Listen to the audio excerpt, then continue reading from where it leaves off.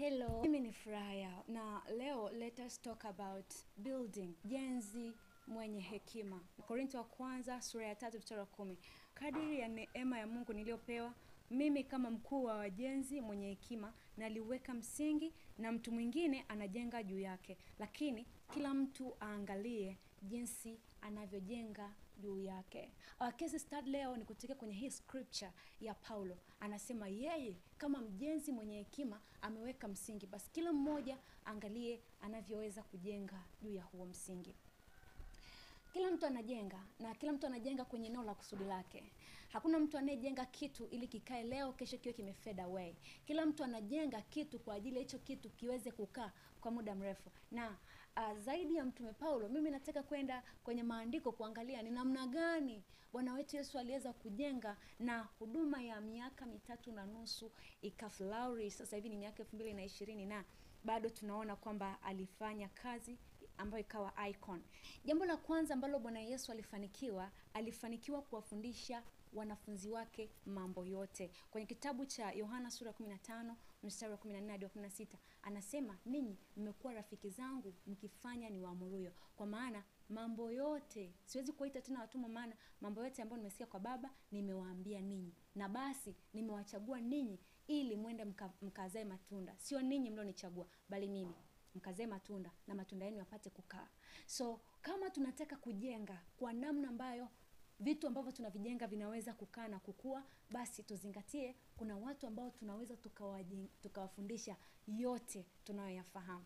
Mimi ni mwalimu na mimi kwa kadri ninavyoweza, kama ninataka kuwa mjenzi mwenye hekima kama Mtume Paulo, basi kwenye kila ambacho ninakijua niwafundishe wanaofuata yote. Jambo la pili, Bwana Yesu alifanya kazi pamoja nao. Tunaona kwenye kitabu cha Mathayo sura ya 17, wanafunzi wameletewa mtu mwenye pepo, wameshindwa kumtoa. Alafu ule mzee anakuja na analalamika, lakini kabla hajalalamika Yesu alikuja akasolve pale ambapo walishindwa. Biblia inasema akawakemea, akamwambia, enyi kizazi kilichopotoka, nitakaa nanyi mpaka lini? Unaweza kuwa mjenzi mwenye hekima kama kuja baada yako unamfundisha how to do it on the field. Kuwa mwashi unaenda naye kwenye field, na akishindwa unaweza ukamwonya. Biblia inasema akakemea. That is how we can build us with wisdom. Eneo la tatu alilofanya, aliwaamini na akawatuma kabla hajaondoka. Kwa kitabu cha Luka sura ya 10, Biblia inasema aliwaita wale 70 akawatuma wawili kwenye maeneo ambayo yeye Yesu alipaswa mwenyewe kwenda.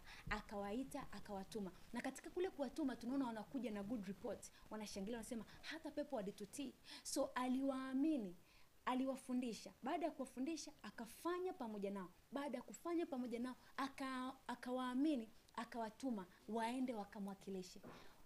Kwako mjenzi, labda unajenga biashara yako, au unajenga huduma yako, au unajenga kazi yako. Umeshamjenga mtu, umeshamwamini mtu, umeshamfundisha mtu kufikia sehemu ambapo anaweza kwenda mahali unakopaswa kwenda wewe mwenyewe na akakuwakilisha. If not yet, you can do it. Jambo la mwisho, aliwaamini na akawatuma baada yeye kumaliza kazi yake.